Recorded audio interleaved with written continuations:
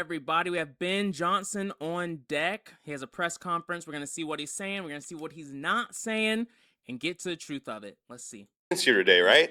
Nice and rowdy, and hopefully they got their coffee going. I know our players are excited about that. Two good days so far. Guys are learning. Very much like OTAs until next week, and we're through the acclimation process. But really happy with where we're at right now. Go ahead and open it up. And you mentioned in the spring that you felt like there was maybe more in Luther's game to unlock. Specifically, what intrigues you about kind of expanding what you thought he was? He was somewhat raw as a route runner when he got here last year, and so it's just been slowly developing that route tree. I think Coach Randall L. and Isaiah Ford, they do a great job with them. When you have a hungry player like that, it makes it a lot of fun because you can introduce new things, and he's got his own little flair to it. The way his body moves, his start and stop, it's a little bit unique for such a big guy, and that's what makes it kind of fun.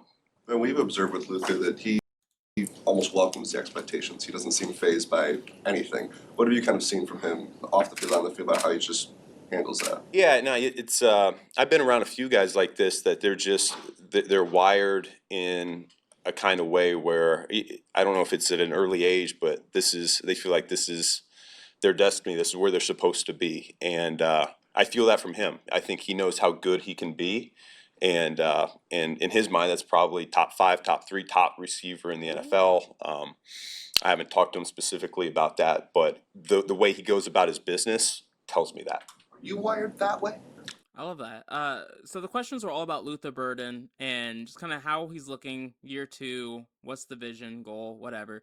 And one thing that he mentioned was that Luther was pretty raw last year when it came to his route running. You could tell that was something they worried about with him, just because early season you saw a lot of DJ Moore, Roma Dunze out there. Luther, we're like, where is he? Why is he not even on the field? And then slowly but surely, there did take, I think DJ Moore was a little banged up, or maybe it was Rome. It was probably Rome who was a little banged up.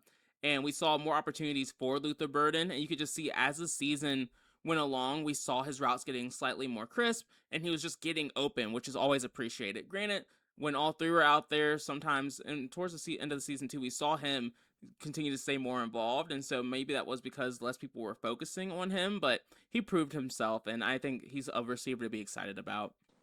I suppose.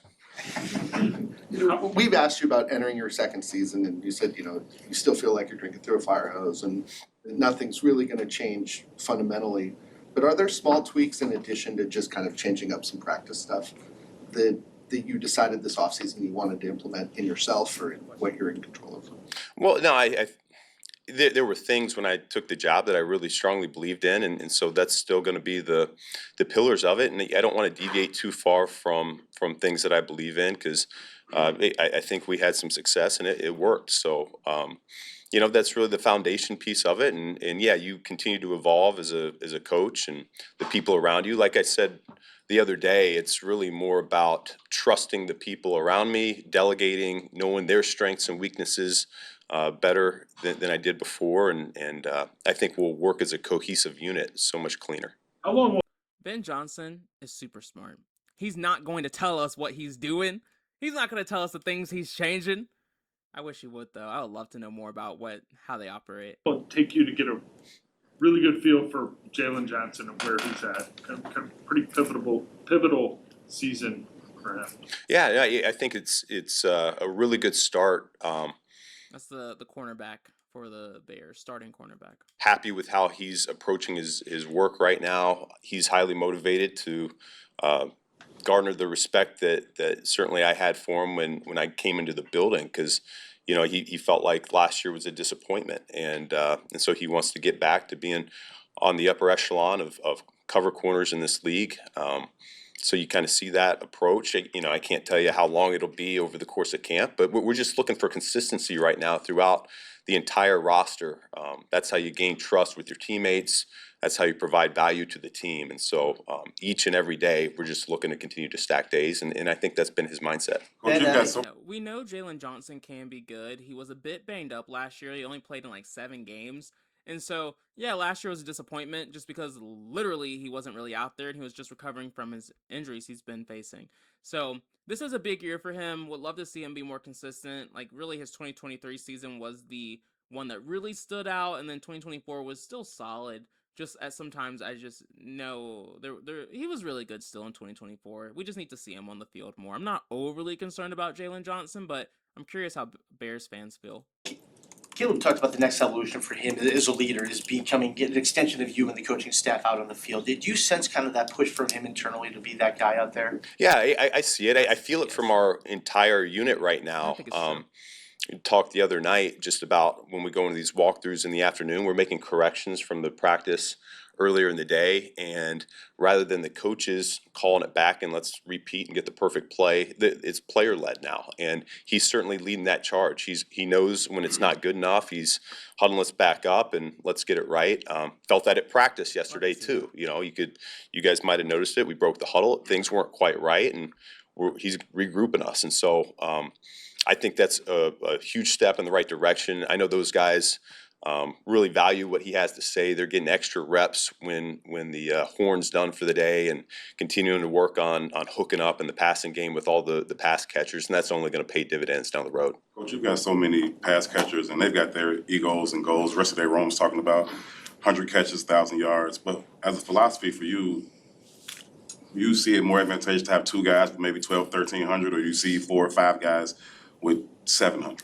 Well, I would say probably my history would say it's spread around a little bit more, but it doesn't have to be the case. We're going to do whatever we feel like gives us the best chance to win, and so that's what's healthy about this time of year is we are evaluating every single route that these guys are running, whether they get the ball or not, and we're gonna know who's the best. You know, Puma runner, Bolt runner, Go runner. We're gonna have a good idea of that as a coaching staff by the end of this thing, and so they're earning the right to get become the primary receiver on as many pass concepts as possible. And when you have, like you said, a lot of talented players, they take a lot of pride in that, and that's what gives you great practices. That's what makes the defense better, and we'll become a better team because of that. What you appreciate most about DeMarco Jackson's sort of ascent for you last year as a guy you pick up at roster cut down Linebacker. and I, 15 tackle game, I think. And Yeah, no, I think there's guys like that every year that you really don't know a whole lot about, and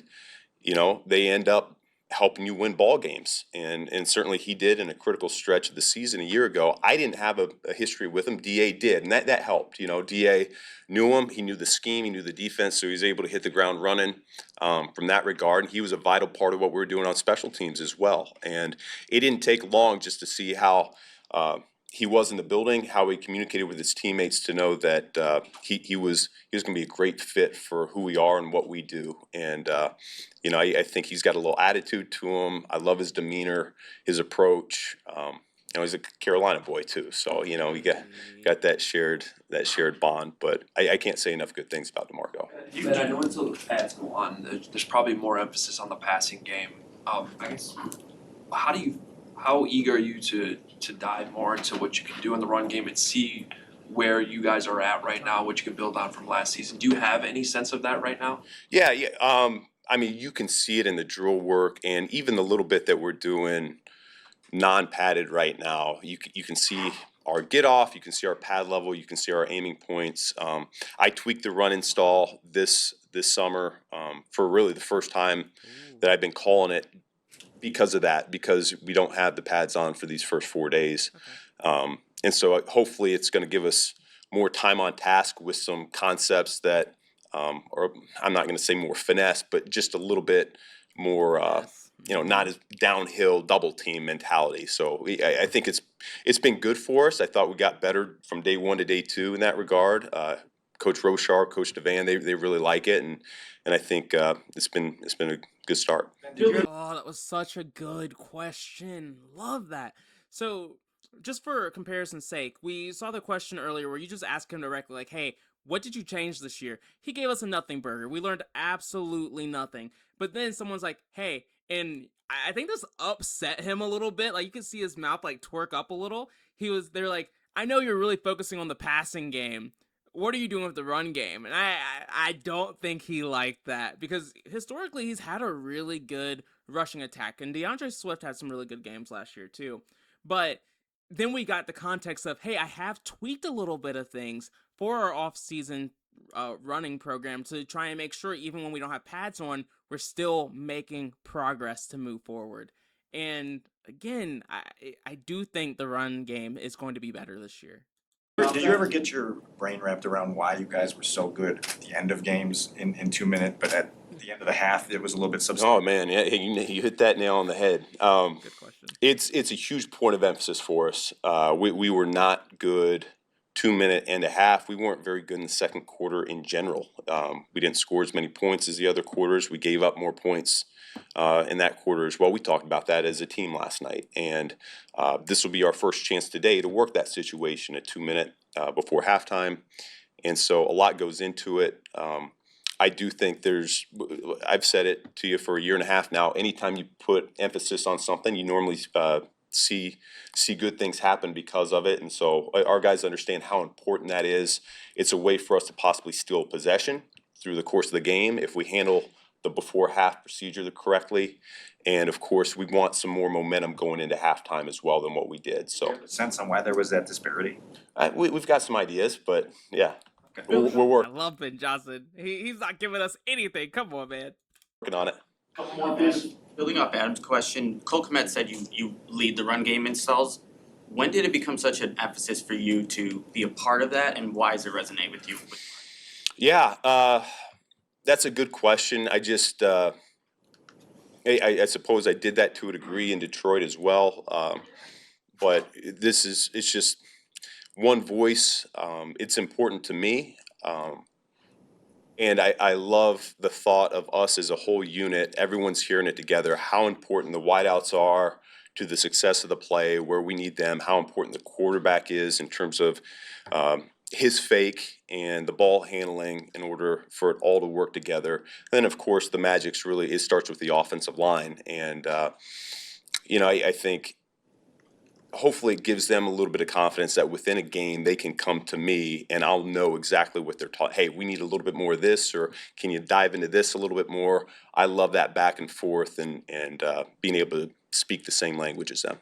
And like, just so y'all know, when they're talking about like installs, it's like, hey, Ben Johnson's breaking it all down.